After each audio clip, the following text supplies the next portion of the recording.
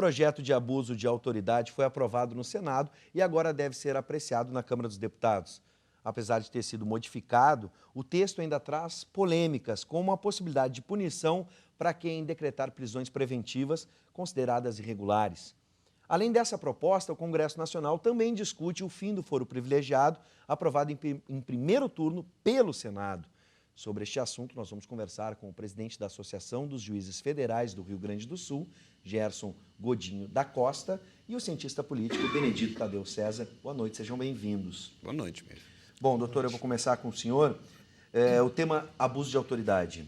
Qual é a opinião dos juízes em relação à proposta? A opinião dos juízes é que nós precisamos, sim, de uma lei que coíba o abuso de autoridade.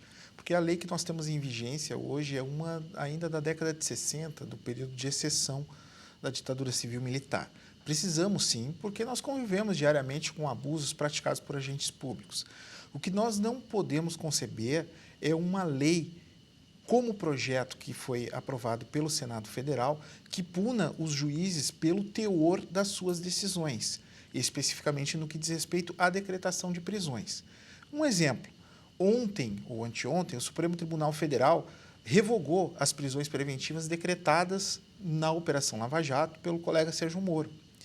Independentemente dessas decisões estarem certas ou erradas, o fato é que, se essa lei for aprovada, o colega Sérgio Moro pode vir a responder no futuro por abuso de autoridade em razão dessa legislação.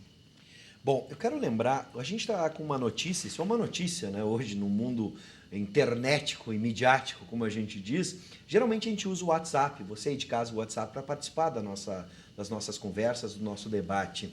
É o 99588-2374. Porém, o WhatsApp parece que caiu no mundo inteiro. A gente tem informações trazidas agora da nossa redação de que o WhatsApp não está funcionando para ninguém. Então, hoje a gente vai fazer diferente, já mandando um abraço para quem está assistindo ao vivo no nosso streaming do YouTube e também do Facebook. Se você tem Facebook, pode assistir o programa ao vivo e depois ele fica armazenado na plataforma. A gente está vendo ali as imagens agora, um pequeno delay, né? Eu falo e aparece ali. Mas, enfim, você pode participar da nossa conversa hoje pelo Facebook. Você entra lá no Facebook da Ubra TV, facebook.com/ubratv, vai estar a nossa live, nosso streaming, e aí você clica, assiste e também pode participar da nossa conversa.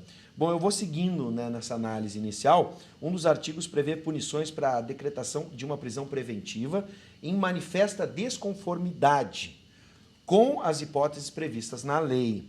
O que seria uma desconformidade? É algo subjetivo? Sim, infelizmente é algo subjetivo, porque os pressupostos legais de uma decretação de uma prisão preventiva, eles trabalham com termos semânticos muito abertos. Por exemplo, o juiz pode decretar uma prisão preventiva em garantia da ordem pública. Mas o que é ordem pública? Para mim é um conceito, para você pode ser outro, para o professor um terceiro conceito. E o fato de eu diferenciar o meu conceito do seu, eu posso lá na frente estar respondendo a um processo por abuso de autoridade, simplesmente porque eu decidi de um jeito. Isso é problemático. Nós não somos contrários à punição de, eventualmente, abusos praticados por juiz, que dolosamente, eventualmente, postulando uma vantagem indevida, decrete prisão de alguém. Se isso for comprovado, é inconcebível, nós não queremos passar a mão por cima dessa situação. Agora, imaginem todo e qualquer juiz, em toda e qualquer prisão que ele decretar, ele pode lá na frente correr o risco de sofrer uma ação penal por isso. Quem pode sofrer é a sociedade, porque não é um interesse meramente corporativo. O juiz simplesmente, para se precaver, não decreta mais prisão. Quem é que vai sofrer com isso? É a sociedade. Porque pessoas que, em tese, precisam estar segregadas, encarceradas, não vão estar por esse receio dos juízes em decretarem prisões. Bom, na nossa conversa a gente está abordando aspectos técnicos, mas também vamos abordar aspectos políticos. Por isso o professor Benedito Tadeu César está com a gente. Professor, essa primeira análise, né, muito se fala no Brasil em equilíbrio entre as instâncias, entre os poderes. Como é que a gente pode avaliar politicamente essas decisões e essas propostas? Olha, nós estamos vivendo um momento, eu acho, sui generis na história política brasileira e talvez mundial. Eu acho que é o único país do mundo hoje, tá, que se diz democrático, onde nós temos a supremacia de um poder sobre os demais e, ironicamente, não é de um poder eleito. Tá? Quer dizer, nós temos, né, 3 poderes. Nós temos o judiciário, o executivo e o legislativo. Desses 3 poderes, o único que não é eleito democraticamente, com consulta popular, é o poder judiciário. E nós estamos passando num momento hoje, quando o poder judiciário adquiriu uma força tal que ele se sobrepõe aos demais. Né? Há um desequilíbrio no equilíbrio que é necessário aos 3 poderes. Tá? Quando os constitucionalistas norte-americanos, né, criaram esse sistema, esse é um sistema conhecido como do check and balance, né? Que é do controle mútuo dos poderes. Tá? Por isso que me parece que é fundamental, né, que haja uma legislação, e precisa ser uma legislação cuidadosa, né, do poder excessivo, né, de alguns agentes públicos. Tá?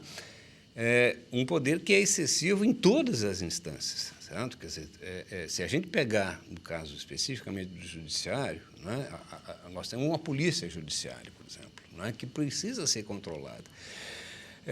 Os policiais, né, tem uma frase atribuída ao ex-presidente, me fugiu o nome agora, mas um ex-presidente do período ditatorial que se contrapôs à assinatura do ato institucional número 5. E foi naquela sessão, naquela reunião, né, do alto comando, ele foi questionado, que diziam a ele o seguinte: você não confia nos generais brasileiros? Ele disse: nos generais eu confio, não confio no guarda da esquina.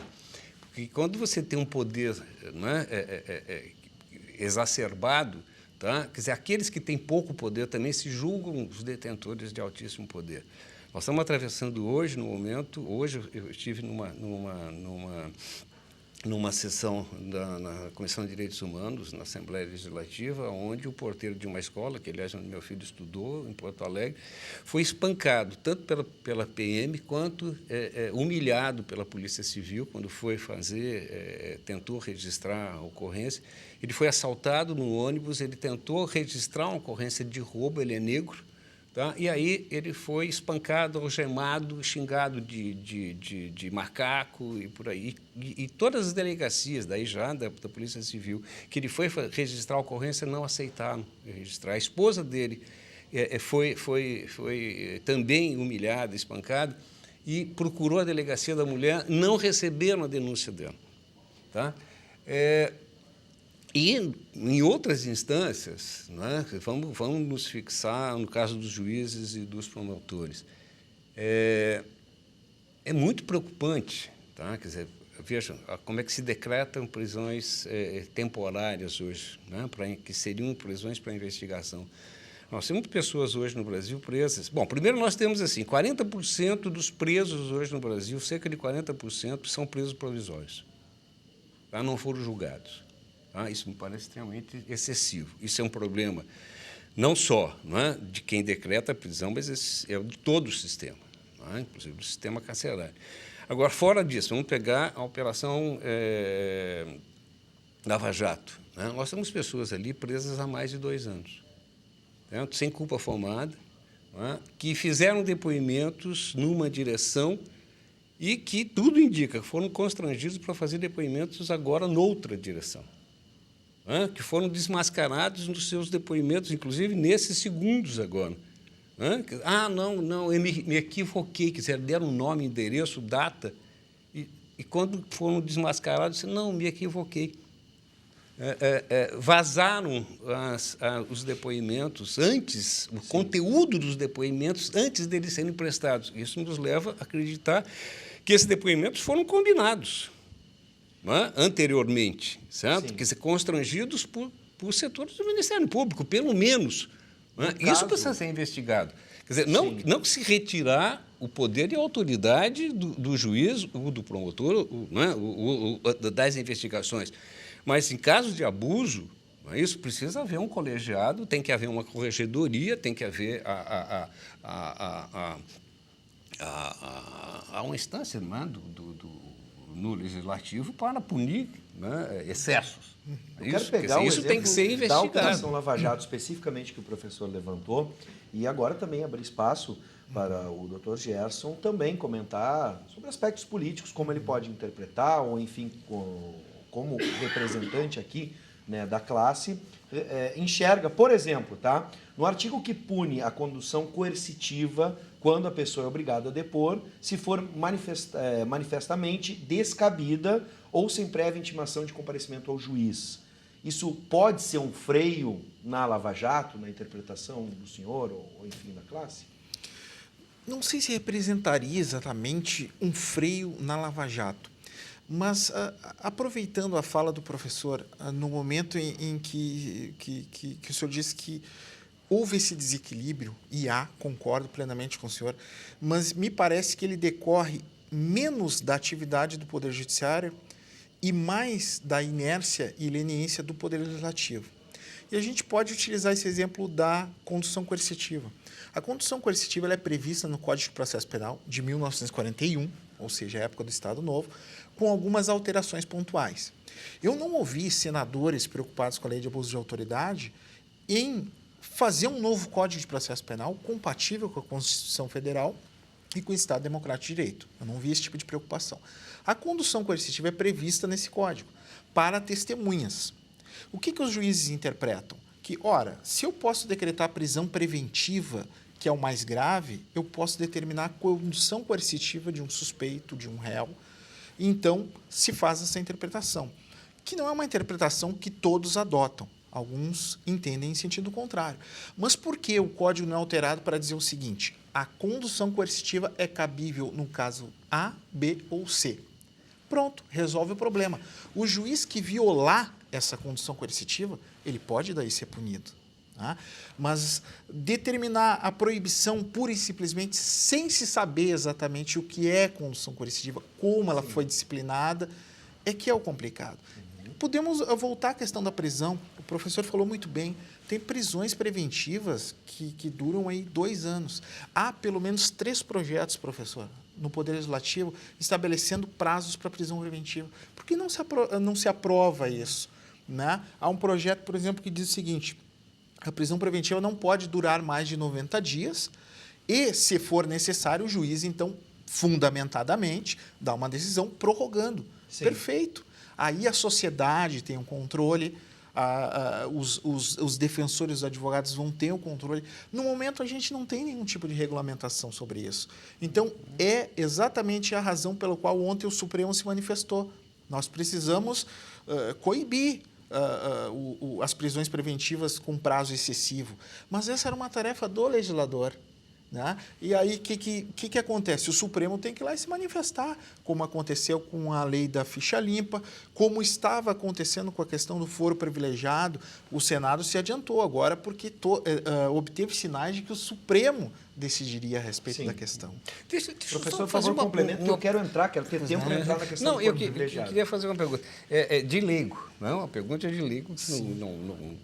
Não sou jurista, mas... Tu disseste que a testemunha pode ser conduzida coercitivamente, mas a testemunha não tem que ser antes intimada? Sim. E ela tem que ser conduzida. Ela pode ser conduzida coercitivamente se ela não comparecer à intimação. Se ela não comparecer. Não é a mesma situação, por exemplo, do presidente Lula ou de outros que foram conduzidos coercitivamente, mas não foram previamente intimados? Daí, professor, eu não tenho autorização para falar especificamente do processo, porque eu não o conheço, mas informações que eu tive é que as pessoas que foram conduzidas coercitivamente, elas foram intimadas anteriormente e não teriam comparecido. No caso específico do presidente, é sabido pela imprensa que não. Eu já vi notícias em sentido diverso. Inclusive, ouvi declaração do colega Sérgio Moro no sentido de que teria feito tentativas de intimação do ex-presidente em 5 oportunidades. Eu falo pelo que eu ouvi. Sabido, né? Mas, assim, o senhor mencionou que o senhor é leigo, então eu vou lhe dar, assim, coisas da nossa experiência. Não, eu entendo que é Questões difícil o senhor, com como pessoas... um magistrado, não é isso, se colocar numa situação de um processo, aliás, que o senhor não conhece. Sim. Não Não, mas, conhece os assim, autos, pela minha não é? experiência, a gente procura intimar pessoas com o endereço certo, né? Sejam réus, sejam testemunhas. Eu tive um caso, eu sou juiz aqui em Canoas, tive um caso de uma senhora que era testemunha num processo previdenciário. Eu não consegui intimá-la. Os oficiais de justiça não conseguiam chegar na casa dela. Então, há essas especificidades. Foi o caso, aliás, não sei do se é o Eduardo caso... Cunha, não é? Que é, estava no não sei se é Congresso um caso dizendo que não foi concreto, intimado Peço porque não... desculpa para interromper, né, o debate. O debate ele é sempre saudável, mas eu preciso também avançar na questão do foro privilegiado, né? A gente já deu até, o Dr. Gerson já citou o assunto. Bom, no caso do foro privilegiado, pela proposta aprovada em primeiro turno no Senado, quem perderia o direito a foro e teria o direito mantido, no caso, Dr. Gerson? Pelo projeto, todas as autoridades em geral, inclusive os juízes, perderiam direito a foro. Quem manteria o foro privilegiado seria o presidente da República, o presidente da Câmara, o presidente do Senado e o presidente do Supremo Tribunal Federal ou os ministros do Supremo Tribunal Federal. Todas as demais autoridades perderiam o chamado foro privilegiado. Tá? O interessante é o seguinte, na Folha de São Paulo, no sábado passado, o professor Oscar Vilhena, se não me engano, professor da USP, ele levantou uma questão que eu não tive tempo ainda de me aprofundar, que é a seguinte. Há uma suspeita dele, no sentido de que, questionando o porquê de eventualmente essa pressa agora com relação ao foro privilegiado. É algo que precisa ser atacado, precisa ser transformado, mas, como o professor falou anteriormente, uma certa cautela. Qual o receio que o professor Oscar colocou na situação? É de que, como nós temos a lei da ficha limpa, que exige uma confirmação condenatória em segunda instância, que alguns políticos poderiam querer se beneficiar agora, atrasando o processo. Ou seja, imaginemos o seguinte, se o Supremo julgar o político A, essa pessoa fica inelegível. Agora, se o processo do político A for remetido para a primeira instância, até que haja o julgamento na primeira instância, até que haja o julgamento na segunda instância, ele pode estar elegível. Então, a gente tem que ter uma certa cautela. Há um ditado popular que diz que quando a esmola é grande, a gente desconfia. Né? E me parece que, havendo uma resistência do Congresso, que sempre foi refratário ao término do foro privilegiado, e, de repente, no bojo da lei da abuso de autoridade, se aprova isso assim tão rapidamente, é de se desconfiar. Né? Não do Poder Legislativo em tudo. Eu acho que é importante a gente destacar, não são todos os políticos que têm problema, não é todo o Poder Legislativo que tem problema, mas nós temos uma parcela significativa de senadores, deputados influentes que têm problemas com a justiça. E é natural, é do ser humano, eles tentarem, de alguma forma, justamente escapar desse controle social. Sem generalizar, obviamente, a gente está falando de uma classe, e agora especificamente dos políticos. Professor, essa proposta ainda vai passar por uma nova votação. Ela pode ser alterada na Câmara? O senhor acredita que ela pode ser alterada na Câmara ou no Senado? Olha, eu acho que possibilidade de alteração sempre existe. Sim. Não é? Vide o contexto atual. Olha, eu acho bem lembrado pelo Dr. Gerson. Olha, eu acho que o Dr. Gerson tem imensa razão, tá? Quer dizer, eu iria até mais. Eu acho que, olha, quando você desestabiliza uma ordem jurídica e política, tá? Tudo entra numa instabilidade tal que tudo fica sob suspeição. Não é? Quer dizer, a hora que você realizou, não é, a destituição de uma presidente da República com uma acusação que juridicamente não se sustentava, não é? Isso nunca ficou provado. Aliás, a ponto de que ela foi aquilo que ela foi acusada, né, quer dizer, foi reconhecido, foi alterado uma semana depois, né, da cassação dela, não é? Passou a não ser mais crime. Não é isso? Quer dizer, eu digo novamente, eu não sou jurista, né, mas é um princípio do direito, pelo menos brasileiro, que a lei não retroage. Né? Mas a não ser quando é a favor do réu. Não é isso? Quer dizer, se mudou a lei, não é? E se não era mais crime aquilo que a presidenta cometeu, o qual ela foi acusada de crime, me parece que todo o processo de cassação estaria anulado.